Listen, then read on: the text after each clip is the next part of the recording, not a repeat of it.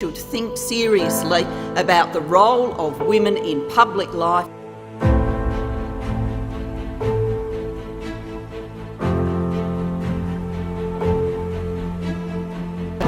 When women had a stronger involvement during the negotiation process, they were able to bring more issues to the table. Women are women! What do we want?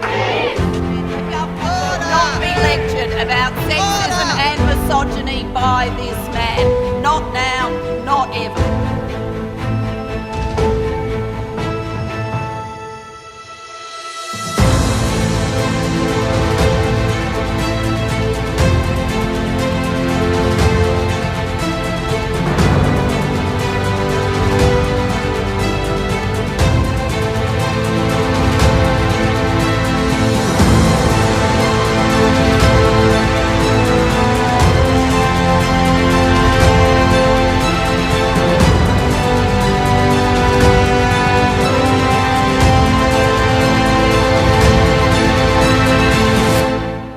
We need a global understanding that we cannot implement change effectively without women's political participation.